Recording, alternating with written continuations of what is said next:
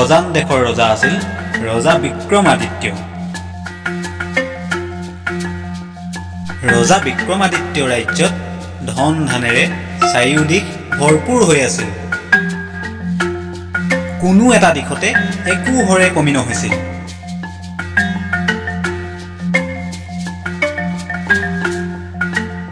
আৰু ৰাজ্যৰ প্ৰজাসকলো ৰজাক খুব ভাল পাইছিল। ৰজাৰ এজনী বৰ ধুনীয়া জীয়েক আছিল, তাইৰ নাম জিনি। আৰু জিনি বৰ ৰূপৱতী আছিল। জিনিৰ যৌৱনৰ সৌন্দৰ্য, ঢৌ খেলা চুলিকচা আৰু বিজুলীৰ দৰে জকমকাই থকা চকুজুৰিয়ে সকলোকে বৰ আকৰ্ষিত কৰিছিল।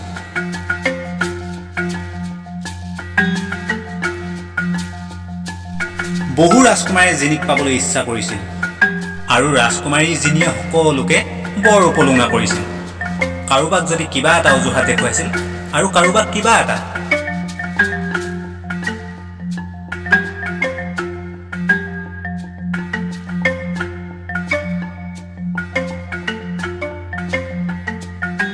ৰাজকুমাৰী জিনিয়ে চকুৰে দেখিবলৈ বেয়া বস্তুবোৰ মুঠতে পচন্দ নকৰিছিল। মাত্ৰ জিনিয়ে চকুৰে দেখা ধুনীয়া বস্তুবোৰহে ভাল পাইছিল।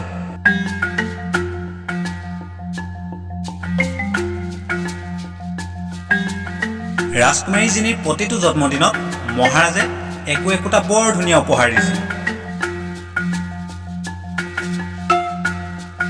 আৰু জিনিৰ বাপেকে দিয়া সেই উপহাৰবোৰৰ ভিতৰত এটা সোণৰ বল বৰ প্ৰিয় আছিল।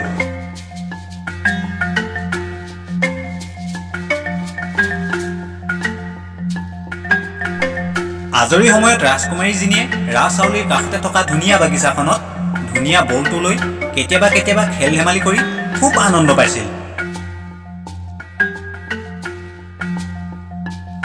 এদিনাখন জিনিয়ে বাকী দিনবোৰত খেলা নিচিনাকৈ ৰাজহাউলিৰ কাষতে থকা ধুনীয়া বাগিচাখনত বৰ আনন্দেৰে খেলি আছিল।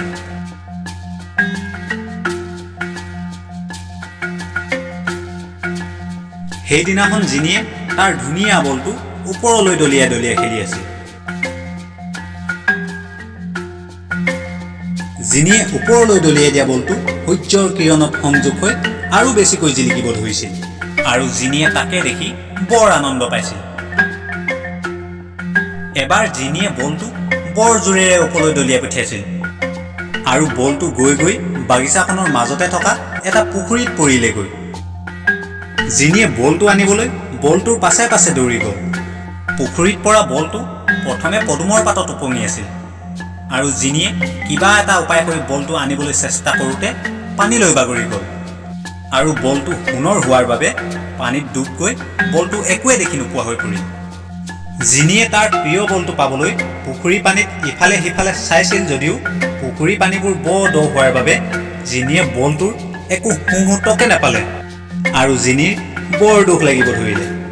বলটো নোপোৱাৰ বেদনাত জিনিয়ে কান্দো কান্দো হৈ পৰিল আৰু ঠিক সেই সময়তে দেখিবলৈ কুৎসিত এটা সেউজীয়া ভেকুলীয়ে পদুমৰ পাতত বহি জিনিলৈ চাই ক'লে যে, ৰাজকুমাৰী জিনি, তই যদি মোৰ কথা শুন তেনেহ'লে মই তোৰ ধুনীয়া বলটো পানীৰ তলৰ পৰা উলিয়াই দিব পাৰোঁ।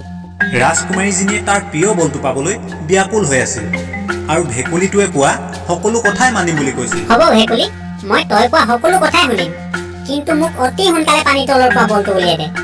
ইমাননো খৰধৰকৈ লৈ ৰাজকুমাৰী জিনি, প্ৰথমে মোৰ কথাটো শুনি লোৱা। মোৰ এই পুখুৰীটোত থাকি থাকি বৰ আমনি লাগিছে। মই যদি পানী তলৰ পৰা বলটো উলিয়াই দিওঁ তেন্তে মই তই খোৱা সোণৰ কাঁহীখনতে একেলগতে আহাৰ খাম। জিনিয়ে খৰধৰকৈ ক'লে, হ'ব হ'ব ভেকুলী, তই যি কৈছ সেয়াই হ'ব, কিন্তু তই মোৰ বলটো সোনকালে পানীৰ তলৰ পৰা উলিয়াই দে। মোৰ আৰু দুটা চৰ্ত মানিব লাগিব ৰাজকুমাৰী জিনি। ৰাজকুমাৰী জিনি, মই তই খোৱাৰ ওপৰ গিলাচটোতেই পানী খাম আৰু তই হোৱা কোমল বিচনাখনতেই শুম। যদি তই মোক কথা দিয় ৰাজকুমাৰী জিনি, তেতিয়াহে মই তোক বলটো পানীৰ তলৰ পৰা উলিয়াই দিম। ক, হ'ব নে নহ'ব? জিনিয়ে ভেকুলীটোৰ কথাবোৰ ভালকৈ নুশুনাকৈয়ে হ'ব বুলি কৈ দিলে আৰু ভাবিলে ভেকুলীটো কৰবাৰ মূৰ্খ পাগল ভেকুলী বুলি, আৰু ভাবিলে যে ভেকুলীটোৱে কোৱা কথাবোৰ হ'ব বুলি ক'লেওনো কিনো ক্ষতি হ'ব বুলি। ভেকুলীটোৱে ৰাজকুমাৰী জিনিৰ কথা পাই ধুনীয়া বলটো উলিয়াই আনিবলৈ পানীলৈ জাপ দিলে আৰু কিছু ক্ষণৰ পাছতে ধুনীয়া বলটো লৈ ভেকুলীটোৱে পানী তলৰ পৰা ওলাই আহিল। মোৰ মৰমৰ বলটো, দিয়া ভেকুলী দিয়া, বলটো সোনকালে দিয়া। এয়া ল ৰাজকুমাৰীজনী, কিন্তু মোৰ কথাবোৰ ভালকৈ মনত আছে নহয়? জিনিয়ে তাৰ প্ৰিয় বলটো পাই ভেকুলীটোক কোনো ধৰণৰ ধন্যবাদ নজনোৱাকৈয়ে সেই ঠাইৰ পৰা আহি পেলালে। আৰু কিছু সময়ৰ পাছত লাহে লাহে সন্ধিয়া হৈ আহিল।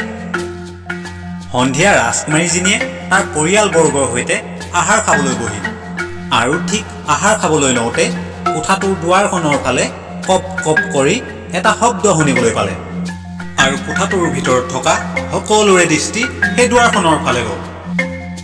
আৰু ৰাজকুমাৰীজনীয়ে দুৱাৰখনতনো কি আছে তাক চাবলৈ কৰ্মীবোৰক আদেশ দিলে।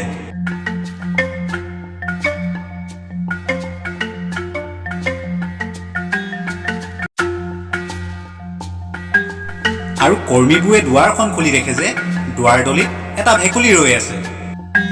আৰু ভেকুলীটোৱে কৰ্মীবোৰলৈ চাই ক'লে, মোক ৰাজকুমাৰীজনীয়ে একেলগতে আহাৰ খাবলৈ কথা দিছে, মই আহাৰ খাবলৈ আহিছোঁ। ভেকুলীটোৱে তেনেকৈ কোৱাত কৰ্মীকেইজন আচৰিত হ'বলৈ ধৰিলে। আৰু এজন কৰ্মীয়ে খৰধৰকৈ আহি ভেকুলীটোৰ বিষয়ে ৰাজকুমাৰীক ক'লেহি। আৰু ৰাজকুমাৰীৰ এই কথাটো শুনি বৰ খং উঠিল। কি? এটা ভেকুলীক মই আহাৰ খাবলৈ কথা দিছিলো? মই কোনো ভেকুলীক চিনি নাপাওঁ। যা, দুৱাৰখন এতিয়াই বন্ধ কৰিলেই হ'ল। ৰাজকুমাৰী জিনিৰ আদেশ পাই কৰ্মীজনে দুৱাৰখন বন্ধ কৰিবলৈ যাওঁতেই ওচৰতে বহি থকা মহাৰাজে ক'লে, মাজনীজনী ভালকৈ মনত পেলোৱা, তুমি ক'ৰবাত কেনেবাকৈ সেই ভেকুলীটোক কথা দিয়া নাইতো। আমাৰ ৰজাঘৰৰ মানুহে কাৰোবাক কথা দি সেই কথা অৱমাননা কৰাটো শোভা নাপায় মাজনী।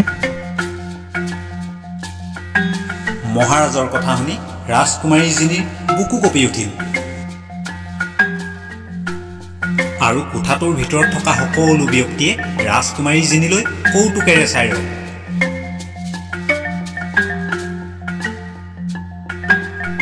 আৰু গোটেই কোঠাটোৰ ভিতৰতে হৈ পৰিল ৰাজকুমাৰীজনী ভৰসাৰ শেষ আশা।